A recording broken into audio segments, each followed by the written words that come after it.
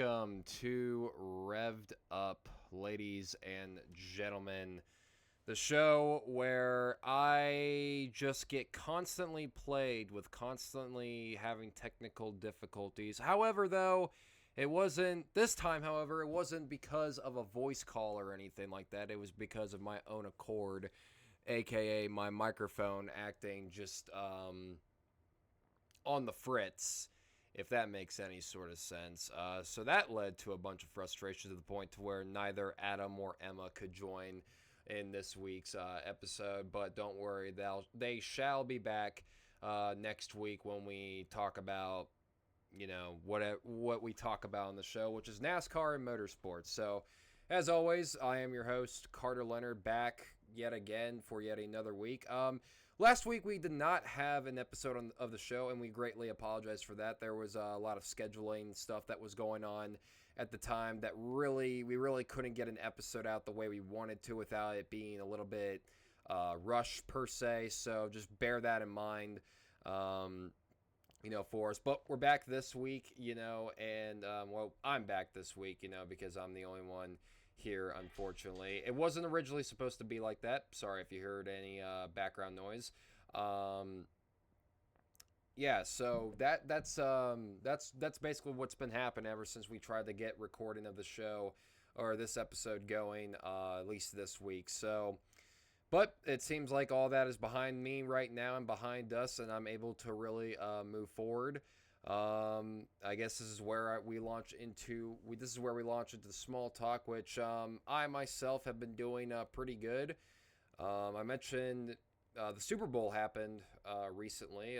Sadly, for all the football fans out there, football season is now over. So we got to move on from that. We're now heading into spring/summer sports, which is mainly motorsports and baseball. I'm definitely a big baseball fan, as well. So I definitely, I'm looking forward to seeing how that goes. I'm definitely going to miss the football season, but, it's definitely, tough to see, when one of your favorite sports ends. But then you have another sport to look forward to, and, this is, yeah. But anyways, let's get into the other parts. To continue the small talk, I should say. I'm sorry. My team was in the Super Bowl recently, aka the New England Patriots, and let's just say I'm disappointed with how things ended for the Patriots. Of course, they lost to the Seattle Seahawks 29-13. And it was not a good night all around for the team. I mean, the defense did everything that they possibly could to go out and win the game, but it was, they can only do so much, and it really doesn't amount to much when the offense can barely move down the field and score any points. So that was a really big frustrating part about it. But, however, like I said, win, lose, I was still grateful for how this season turned out, even if New England did have an easier schedule on their side and they, benefited off of that. You still got to go out there and win those games, because you'd be surprised. I think a lot of people tend to forget that you'd be surprised that there would be a decent amount of other teams in the league who are not as strong as New England. Let's just say a below 500 team that could probably be given the same strength of schedule and do either one of two things. It's either not do so hot against those opponents, but probably win a few games, or just completely play down to their competition and just not, give the results that,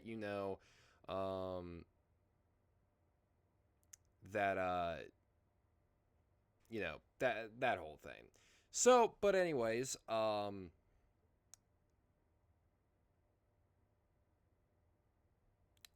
sorry, I got a little bit distracted, from this whole thing. But so we're now officially in the Speed Weeks, ladies and gentlemen. Speed Weeks is now finally here. As of recording this episode, which is the day before this episode is always published, Cup Series practice for the Daytona 500 officially has taken place. and we had already seen some drivers with their new teams, some returning, the whole 9 yards, so to speak. So it was nice seeing cars back out on track for Daytona. Of course, we had the clash a couple of weeks ago with Ryan Preece taking the win, becoming the third different driver in NASCAR Cup Series history, alongside Jeff Gordon and Denny Hamlin, to win an exhibition race before they win their first ever Cup Series race. So I think that's pretty cool, to say the least.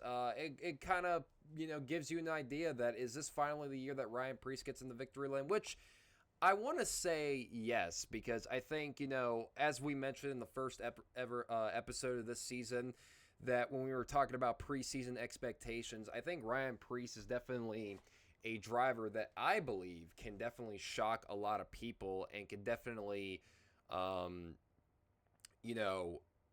make the chase and even win a race if he, if luck falls on, if he has a great car and also luck falling on his side as well. Because I feel like there's always been like this notion and stigma where like a driver who is finally close to getting that win, but just bad luck always strikes his path or something like that. Obviously, I hope that's not the case for Ryan Preece. I definitely really want to see him get the victory lane, but just that's just something to point out. But anyways, Speed Weeks this week, we're going to definitely be talking a lot about that on today's episode. Just give basically a whole preview rundown of not only Speed Weeks, but also the point system that we do on this show for picks for the NASCAR Cup Series. We do a point system where whoever is the most points at the end of the year is declared the champion, and it's regarding how many points that you could collect throughout the whole entire season, whether it's wins, top fives, top tens, 11th or below, or DNF, but we will get into that shortly here on the show. So to introduce this new the point system that we have on this show, ladies and gentlemen, it basically goes as follows for the season. So what we do is for Cup Series picks. So we guess picks. Of course, we do picks for every race of the top 3 touring series of NASCAR, and we always do that every single time. However, though, there's points behind them, and I'm going to get into that. So let's just say you pick a driver and he manages to win a race. You get 15 points. Now let's just say your driver let's just say for another guy, another individual, I should say, plural. They pick their driver. They have a good day, and they finish inside the top 5. They get 10 points. The other person, they have a driver who is finishes inside the top 10. That's 5 points. A driver who finishes 11th and below is worth 1 point, and a DNF is worth 0 points. And we also give the fastest lap award as well. So we do an additional 1 point. So the max points that you can get is 16 a race. So you have to really play your cards right in regards to who you want to pick to win races. So, and of course, some races on the Cup Series schedule are very, very unpredictable, and you never know what could happen in those given races. So you just got to pick wisely here. But sometimes bad luck can rear its ugly head. Now, this is the part of the episode where we move on to some of the more weekly news topics. Despite the fact that it is Speed Weeks this time around, do not expect this episode to be anything long or anything like that. I mean, it'll still be a decent length episode, but I don't know if it will consider to be an hour, but we still have a decent amount to talk about. However, though, it's going to... whatever the time is. So, in between the week of the Clash and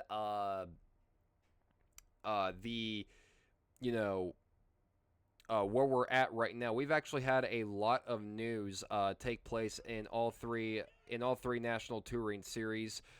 So I'm not going to go in chronological order here, but I'm going to still tackle upon every single topic that that has been going on. So let's get started with some sponsorship news. Celsius, the popular energy drink brand that is pretty much everywhere at this point. If you don't know what Celsius is, then well, you've been living under a rock, my friend, and that's not really my fault. But Celsius has now partnered with Corey Heim in sponsoring the number 67 Toyota Camry for 2311 Racing in this year's Coke Zero Sugar 400. Now, Corey Heim, of course, not in any sort of full-time capacity whatsoever, yet still the defending Truck Series champion from last year, is once again running a partial schedule for 2311 Racing this year, and we're going to take a look at that schedule now. Corey Heim will actually be running in the try to lock himself into the Daytona 500 with the dual races that are actually going to be coming up as you are listening to this episode tonight. So be sure to tune into that. So his 2026 season reads as follows. You have the Daytona 500, the Spring Kansas race, Texas, the Coca-Cola 600, Nashville, San Diego, Chicagoland, Indianapolis, Daytona 2, which is where the Celsius sponsorship will happen, Darlington 2, Charlotte 2, which, as we all know, the Roval is now gone, so it's back to a oval race now, and Homestead Miami Speedway as the season finale. So you are looking at, if Heim does make it into the Daytona 500, he's looking at 12 Cup Series races this year, and it looks like he'll also be doing some Truck Series races this year as well, and maybe some Xfinity Series races with Sam Hunt Racing as well. But the Celsius sponsorship, I think, is definitely beneficial for him. We've actually seen Corey Heim hold Celsius cans before in post-race interviews and stuff like that, but like we never really confirmed it as like a driver pair sponsorship, but apparently it is now. So good on Corey Heim for getting the sponsorship that he needs, and you can really only hope that in the near future that this could potentially fulfill a full-time ride. But speaking of sponsorship, 2311 Racing, since we're on the topic of that, they still have Monster Energy as one of their sponsors under Riley Herbst at least, but it doesn't look like the Beast Unleashed will be returning for Tyler Reddick this year, as it has not been seen on his fire suit. He has gotten some new sponsors as of late, but still losing a big sponsor like that is definitely tough to have at least. But of course McDonald's being the biggest brand that left NASCAR was sponsoring 2311 Racing. Hardee's is now a replacement for him, and you of course have Robin Hood and a bunch of other sponsors as well. So yeah, good for Corey Heim on scoring a 2026 part-time Cup Series schedule. Can't wait to see what he does behind the wheel with these opportunities. The last time I believe Heim tried to qualify for a Cup race, he actually missed, and that was the Chicago Street Course race, where he actually got out-qualified by Catherine Legg. Now, in all fairness to Heim, the 67 car at the time had a big-time mechanical issue. So, but Heim isn't the only interesting Daytona 500 entry that we have this year. We'll get into more Daytona 500 entries when that time passes along. Now moving on to another up-and-coming driver within the NASCAR ranks. So this past year, it was made official that Colleague Racing would be the official Ram Truck Series team for this year, or at least the first ever team to make the switch to Ram. And so far, they have had 5 full-time Truck Series seats for their Truck Series campaign this year. As we all know, Daniel Dye will be full-time in the 11 truck. The defending ARCA Menard Series champion, Brendan Queen, will be driving the 12 truck. Justin Haley, a former Cup Series veteran and former Truck Series winner, will be driving the 16. And then, of course, you have the 25 full truck, which is basically a full-time truck, but it's going to be given... it's going to be filled with drivers with past experience and stuff like that. And, of course... the main driver this weekend will be Tony Stewart, returning to Daytona in the Truck Series ride, driving the 25 Ram 1500. But I mentioned that there was 5 full-time teams. There was still one more truck that needed to be filled, and that was the 14 truck. Now, of course, during this past offseason, Ram and colleague and Fox Sports released a show called Ram Race for the Seat. If you haven't seen the episodes already, they are on the official Ram and Ram for Race for the Seat YouTube channel now. If you didn't catch them on full on FS1. Now, I have watched all 8 episodes, and they've had some pretty compelling names in there in the late model scene, mainly Casey Kelly, Jonathan Cash, Michael Christopher Jr., Carson Ferguson, who was a really impressive name on that show as well. But in the end, the full-time seat for the 14 truck going into this season was won by Virginia's own Minnie Tyrell. Minnie Tyrell will be driving the 14 Ram 1500 full-time for colleague racing this year, as he was the Ram Race for the Seat winner. Now, a lot of people, I actually found out, if we're going to talk a little bit about the show in and of itself, I think, personally, I thought it was a fun and creative way to see who was going to win the seat, because, it's always nice seeing, personally, it's always nice seeing these late model guys that are coming through the ranks get these opportunities to, get full-time opportunities in any NASCAR division where, of course, the sport is in a spot now where, like, obviously talent still matters, but funding is really taken over as that big asset, if you will. So,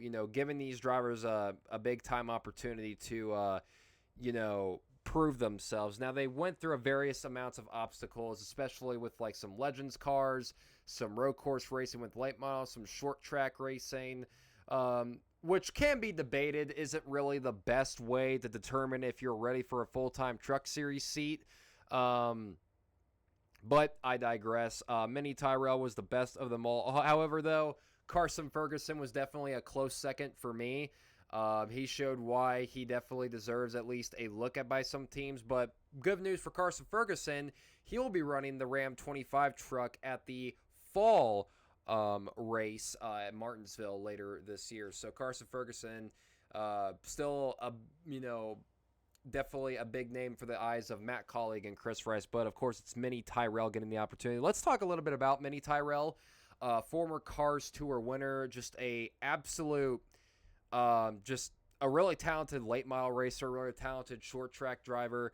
Only 21 years old, and he's from Manassas, Virginia.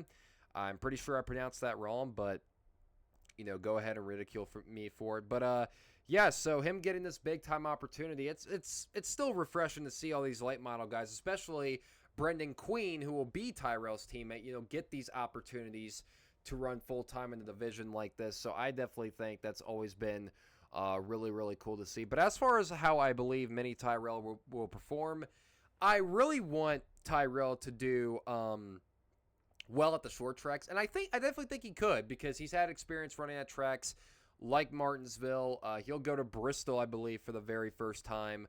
So short tracks like that, I definitely could see Tyrell do very, very well. I believe he's also ran at North Wilkesboro before, so maybe that's a name to look out for that race. However, though, he has yet to go to tracks, especially like the one this weekend at Daytona, to really prove to himself that he can run well at these tracks. Now, it is a 1-year contract from what I have been told, from what has been seen, as reported by Bob Pockris. But I really hope Tyrell makes the most of it.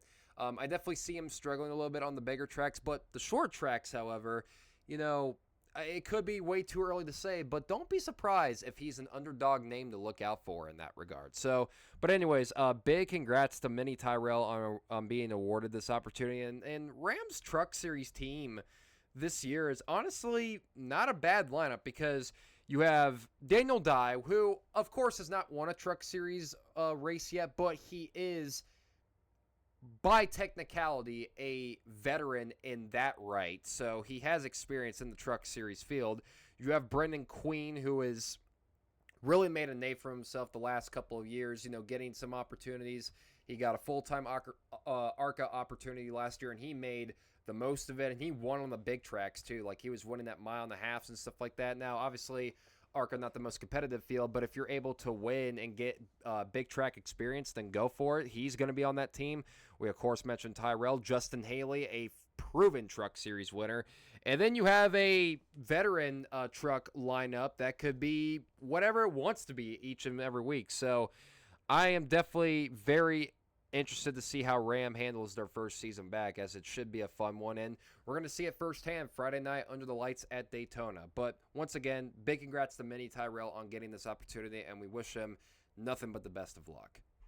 Speaking of Daytona, we have some other Daytona news to talk about, mainly within the NASCAR O'Reilly Auto Parts Series, as a new name will be making his debut for the 19 car of Joe Gibbs Racing. Gio Ruggiero, the current full-time Truck Series second-year driver, the driver of the 17 Toyota Tundra for Tricon Garage in the NASCAR Craftsman Truck Series, will make his debut, O'Reilly Auto Parts Series debut for Joe Gibbs Racing will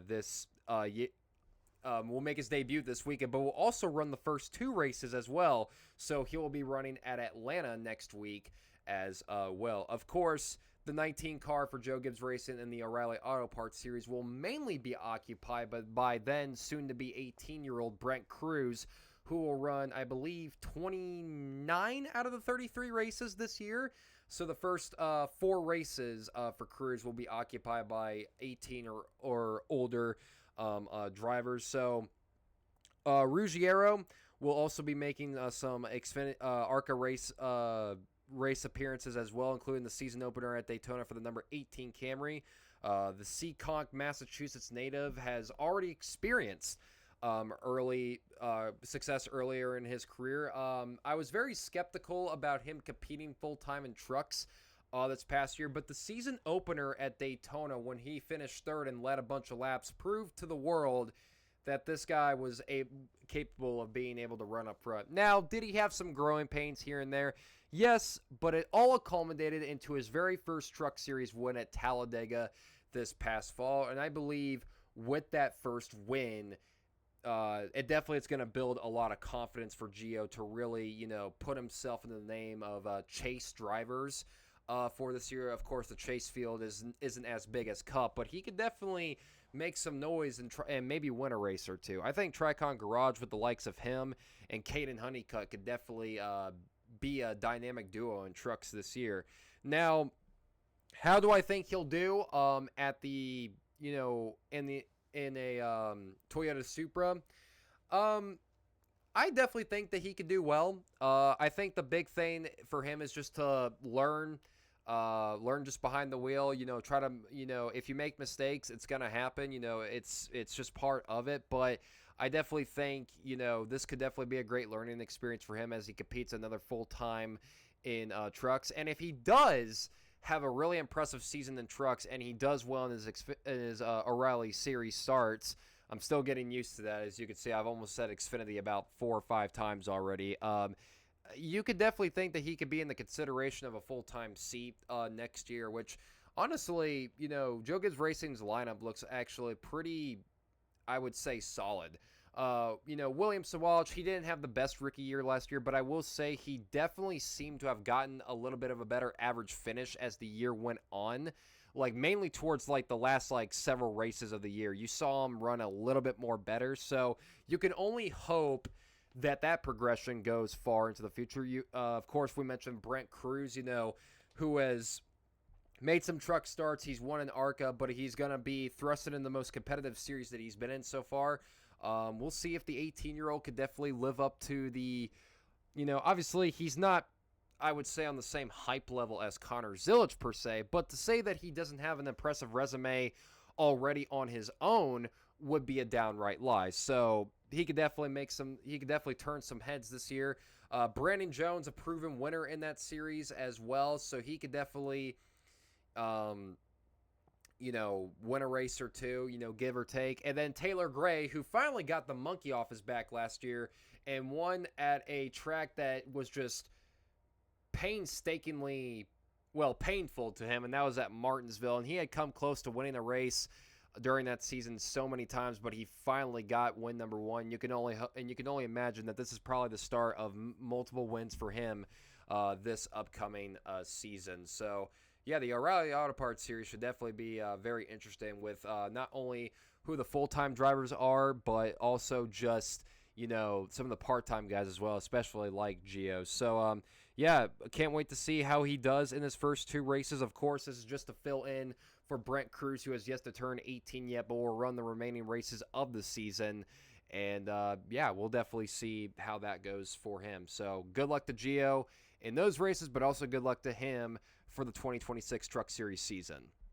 Now to get into more lower series topics, this is going to probably make the transition to Speed Weeks entirely, which, I mean, it already is, as you can tell by the, topics of this week's episode. But I wanted to talk about in this episode the Truck Series season opener. We already mentioned Colleague and Ram making their debut in the Truck Series this upcoming Friday night. But also, there is a very interesting Truck Series field going into this race. Of course, we mentioned Tony Stewart making his first Truck Series return since, I can't remember the last time Tony Stewart was in the Truck Series race, but I know it was longer than I've been alive, so to speak. But also, we've had some other big-time drivers in the field. Legacy Motor Club's John Hunter Nemechek, who won Truck Series, who's a 13-time Truck Series winner, of course.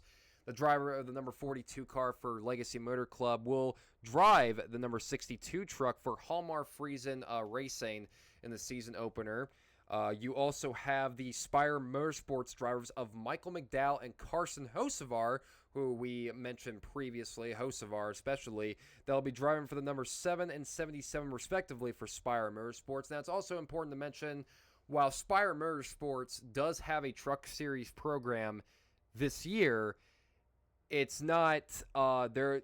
From what I understand, there are no current full-time drivers within them, so they will be running for owner points, but for a championship, it does not look like it. So another driver that will be making his series debut, a driver who will be making his series debut in the Truck Series is Ricky Stenhouse Jr., of course, the 2023 Daytona 500 winner and driver of the number 47 Chevrolet for Hayek Motorsports, will drive the number 45 Chevrolet for Nice Motorsports in the Truck Series season opener. Corey LaJoie, who will be running the Daytona 500 for RFK, will additionally enter the event under Henderson Motorsports, the part-time, sometimes full-time Truck Series team. You've mainly seen them win with the likes of Parker Kligerman.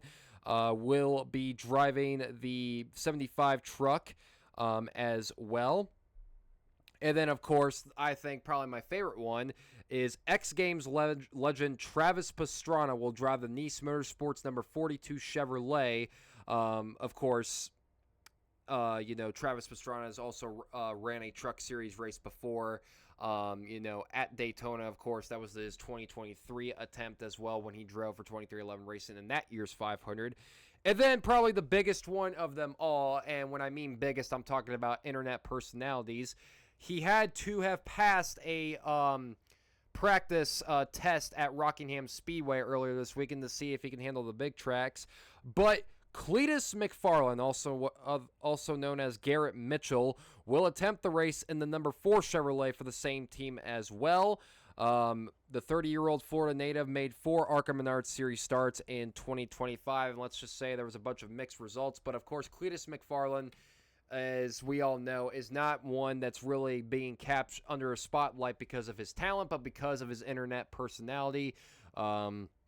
Major car YouTuber, as we all know. We've talked about Cletus McFarland this past year, but I mainly want to get back to Travis Pastrana. He ran a full O'Reilly Auto Parts Series schedule back in 2013 and made the Daytona 500 just 3 years ago, as I mentioned previously. So it's nice to see Travis Pastrana tap back in stock cars, or I should say stock trucks, if you will. Tony Breidinger also in the field as well. She will not be full-time this year with Tricon Garage. However, she will be teaming up with Rackley War Racing for a partial schedule in 26. And the 26-year-old will be driving the number 27 Chevrolet, and she will also have Canes sponsorship as well. So for all the Canes lovers like myself out there, don't worry, the sponsorship is not going away. And then, of course, you also have some of the other big names in the field as well that are mainly running for the title, like Ty Majeski, Caden Honeycutt, Tyler Ankrum, Lane Riggs, Grant Enfinger, Chandler Smith, who we'll get to Chandler Smith in a minute because he's part of the of another topic that we're going to talk about. Daniel Hemrick and Jake Garcia are some of the names to talk about. So yeah, so definitely a very, very stacked field for the Truck Series race Friday night. This really brings emphasis back to Truck Night in America, per se. I mean, we always call it that when we update our Twitter, but it makes me look forward to the Truck Series this year. And it's not just because one driver who just happened to win 10 races and just had an absolute ball. Did he win 10 races? I actually forgot how many races Corey Heim won last year. Oh, my bad. 12 wins. I'm so sorry. He won 12 races last year. And obviously, it opened. I mean, of course, I don't mind seeing a little bit of domination this year. But with Heim not being full-time, it definitely opens up the picture of how competitive the Truck Series field could be, whether you're a full-time or part-time competitor. Of course, you'll always have Kyle Busch running his Truck Series races, which we'll get into that. Actually, Kyle Busch and Spire Motorsports announced their partnership this year. There was actually a rumor going around saying that Busch was going to run Truck Series races, but it was going to be with Nice Motorsports. I don't know, how that came to be, honestly, but regardless, that those rumors were not true, so he's sticking with Spire Motorsports. And if I can pull up the schedule here, that'd be great. Oh yeah, here it is. So Busch will actually be running 8 Truck Series races this year because, of course, the new rule changes do not limit Cup Series drivers to just 5 races in each series. So his Truck Series schedules reads as follows. He'll be in the 700cars.com truck next week at Atlanta on February 21st. He will be back April 10th for Bristol, May 1st for Texas, May 15th for Dover. It'll be the first time that the Truck Series has gone back to Dover in a while. May 22nd for Charlotte, May 29th for Nashville, July 18th for North Wilkesboro, and August 14th for Richmond. So that's his number 7 part-time Truck Series schedule for Kyle Rowdy Busch. So that's just some other news that I wanted to add on. But back to the overall topic, I'm very interested to see who comes out on top in the Truck Series race on Friday night because it's going to be very interesting. I do have my pick, but I can't wait to see, who ends up coming up top. It's going to be wonderful.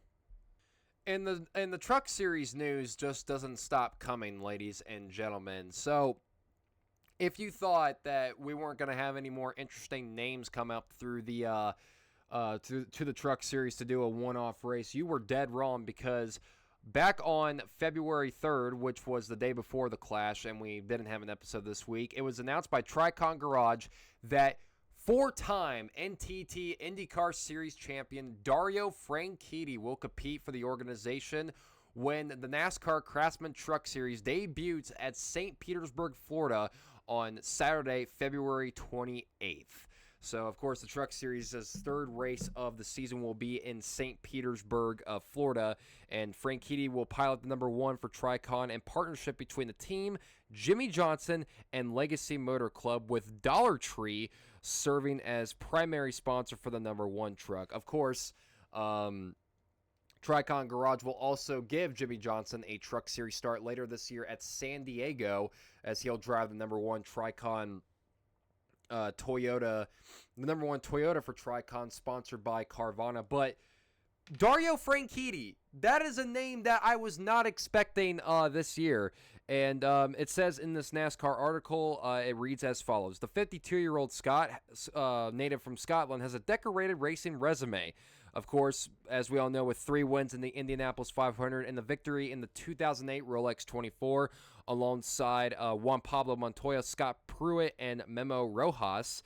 And Franchitti had this to say about returning. He said, "The thought of racing a NASCAR truck on a street circuit is really intriguing to me," Franchitti said in the press release.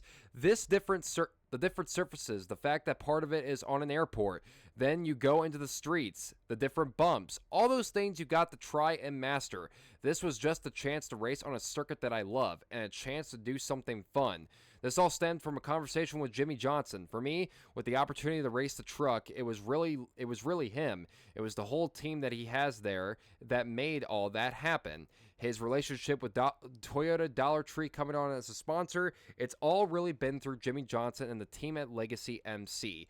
If it goes well, great. If it doesn't go well, I'm going to be blaming Jimmy. Just a fun little banter there. So, didn't think after the Tony Stewart announcement we would be getting any more surprising names making at least a NASCAR National Series star. But Dario Franchitti just said, hold my whatever drink is popular out there in Scotland. So, if that doesn't get you fired up for the St. Petersburg race on February 28th, then personally, I don't know what will. Now moving on into the show, ladies and gentlemen, we are going to talk a little bit about speed weeks and the schedule going on today. Of course, the Cup Series practice session happened earlier today with Austin Cindric, the 2022 Daytona 500 winner, leading the field in practice with a lap of 187.402 miles per hour in his number 2 Team Penske Ford. So that'll definitely be it's the first of 3 scheduled practice sessions for this Sunday's 68th running of the Great American Race. So already a Ford looks fastest, and Cindric, of course, definitely not only knows how to get the victory lane at Daytona, he also knows just how to get the victory lane on super speedways, period. Last year, his only win of the 2025 season was at the spring race at Talladega, so he definitely knows how to run up front at these races. So if you're looking for a dark horse pick to win the Daytona 500, at least again, I wouldn't go as far to say that Austin Cindric is a crazy pick, So there you go with that. So other notable results, you had Ross Chastain run 186.931. Corey LaJoie, another Ford in the field, driving the 99 for RFK Racing, which, by the way, all RFK cars, including the 16 of AJ Allmendinger for Colleague Racing, will all run a Greg Biffle-style font tribute to the late Greg Biffle and his family this weekend for the Daytona 500. And, of course, Nice Motorsports will be doing that as well. So it's really nice to see teams and drivers pay honor to the great Greg Biffle. So you also have Daniel Suarez and his new ride with Spire Motorsports running 185.590. Bubba Wallace showed some speed in the Toyotas, 186.482. And then, of course, reigning Cup Series champion Kyle Larson still looking for his very first ever plate race win, 184.885. So there were some of the practice sessions results that went on. And there was also, before we move on, there was also one other piece of news that I forgot to mention for in regards to team drivers signing teams. So Nick Sanchez, of course, a O'Reilly Auto Parts Series driver, who drove the full-time season last year for Big Machine Racing and even won a race at Atlanta during the summer, was unfortunately cut for personal reasons. So he was without a ride as of late, but it wasn't until a couple of days ago where AM Racing, who we all initially thought was bought by SPS Performance, apparently that deal fell through. AM Racing announced that Nick Sanchez will be driving the number 25 full-time for AM Racing in the NASCAR O'Reilly Auto Parts Series. So Nick Sanchez definitely has found a seat, and honestly, not the worst seat that he could have found either. Of course, Ford in the O'Reilly Auto Parts Series definitely has been lacking some identity. The only teams that are notable right now are AM Racing, which was, as I mentioned, originally purchased by SPS Performance and their assets, but it looks like that deal must have fall through. And then you also have Hettinger Racing, who has ran some Truck Series races and some late model events, some ARCA races. Will also be running full time in the O'Reilly Auto Parts Series this year, and will also have the debut of Luke Fenhouse, who will drive the number 5 car for the season opener at Daytona this upcoming Saturday. But I think having Nick Sanchez as your star driver in this series might be beneficial. Now, it's not announced what the full-time sponsorship is, but one thing is for certain. If there was any driver that deserved the ride right now that didn't have one, it was definitely Nick Sanchez, which I'm going to mention again. When the news broke that Nick Sanchez lost his ride after the year that he had, I was stunned. And and apparently Big Machine Racing has replaced them with Patrick Starpoli, who has made some ARCA starts this year and some Xfinity and some O'Reilly Series starts. Sorry again, but honestly, that's a downgrade of a move. Do you really think Starpoli is capable of running a full-time season and doing well compared to Nick Sanchez? I don't think so. So that plan might backfire in their face. But huge congrats to Nick Sanchez. I'm finally happy that he was able to find a ride. And I can't wait to see what he does with this brand new opportunity as the full-time season kicks off for him. Now moving on to one of my favorite parts of the episode, ladies and gentlemen. It is the weekend schedule. And of course, this schedule is always the longest one to go through because there's so much going on during Speed Weeks. As of recording this, Cup Series qualifying to set the field for the dual races on Thursday night is already going on. So that's going on FS1. But let's get into the overall schedule, if I could find the app. I always have the... apparently my app needs updated for whatever reason, and I'm unable to use it right now, so there's a little bit of a technical difficulty, but I'll be right back. Alright, sorry about that. So at 8:15 p.m. Eastern Standard Time, at least recording this, qualifying would have already taken place on FS1 for the NASCAR Cup Series. Then tomorrow, Thursday at 5 p.m. on FS1, the Truck Series will have their first practice session of the 2026 season, so we'll finally get to see the Rams debut out on track for the first time this year. Then at 7 p.m. Eastern Standard Time on FS1 and 8:45 p.m., we will have both Duel 1 and Duel 2 at Daytona to set the field for the Daytona 500 and see not only what the starting lineup will probably look like and who will also race their way in. So we're looking at the entry list here, which is what I was going to bring up this upcoming not this upcoming, I'm sorry. I was going to bring up as of late because the Daytona 500 entry list is always something that we have to look for, and let's get into it. So here, Justin Allgaier and Junior Motorsports are back once again for their second try at a Cup Series race, that being once again the Daytona 500. Allgaier was able to race his way in last year. Traveler Whiskey and the number 40 Chevrolet return once again for a Cup Series debut. Corey LaJoie will drive in the 99 for RFK Racing. That will also be an open car as well. Corey Heim, as we mentioned earlier, driving the number 67 for 2311 Racing. Chandler Smith, I brought up Chandler Smith's name earlier this episode, will be driving the Quick Tie number 36 Front Row Motorsports Ford.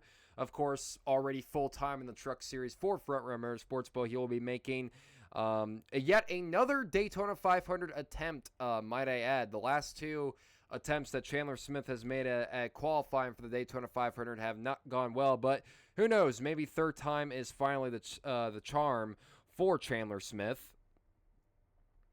And number 62 for Anthony Alfredo. He'll be driving the number 62 for Beard Motorsports. Alfredo, always a name to look out for in regards to qualifying for the Daytona 500, so he will be there as well. J.J. Yaley driving the number 44 for the NY Racing Team.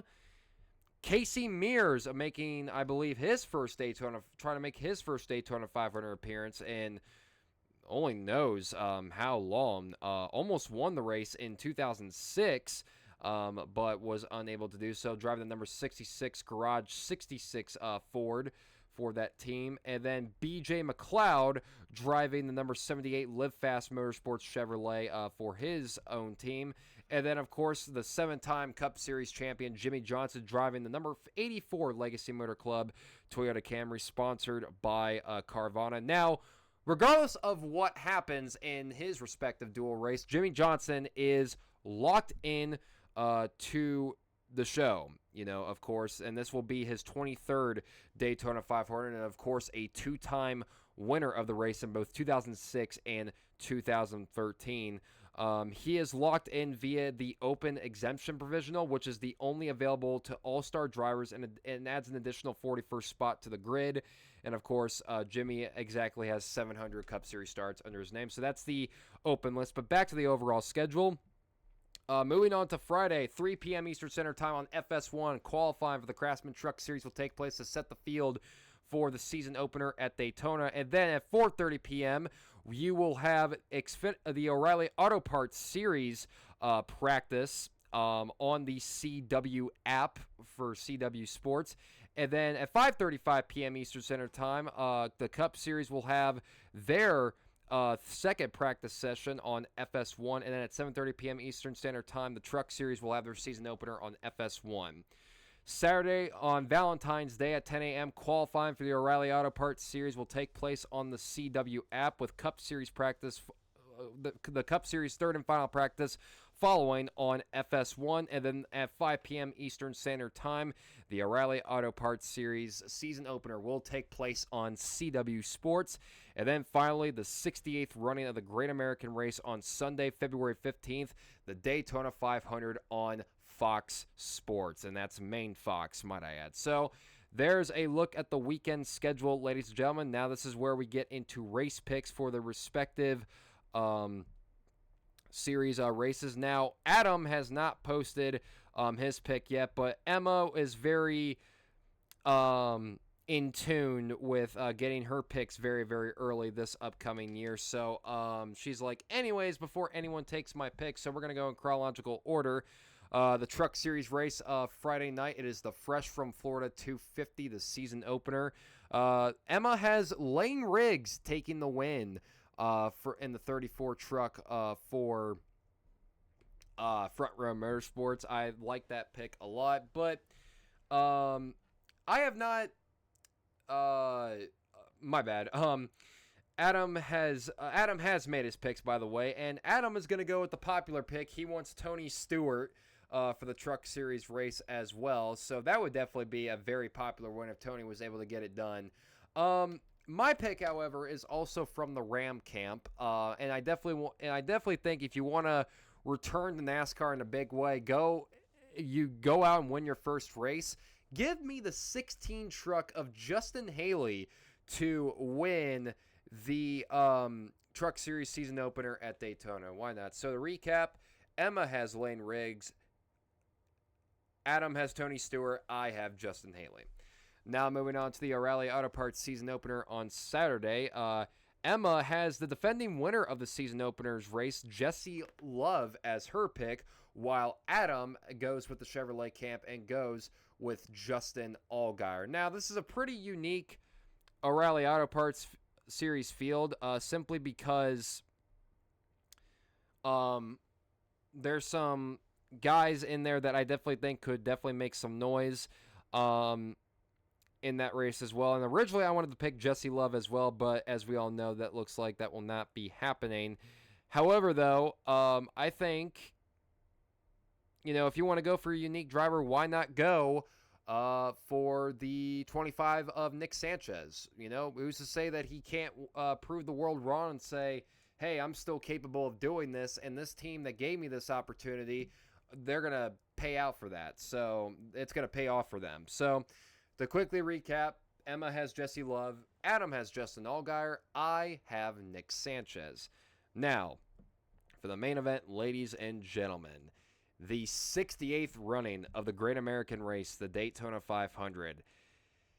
Definitely going to be a very interesting race. Can William Byron go 3 in a row? Could somebody earn their first Cup win? Can a past 500 winner finally get it done?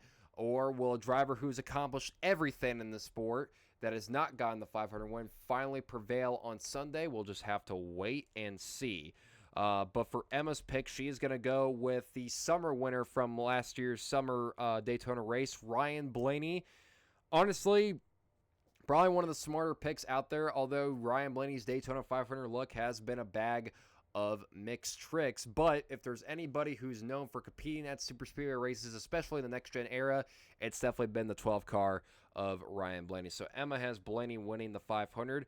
Adam has a two-time runner-up winner of the Daytona 500, winning Bubba Wallace of the 23 car for 2311 Racing.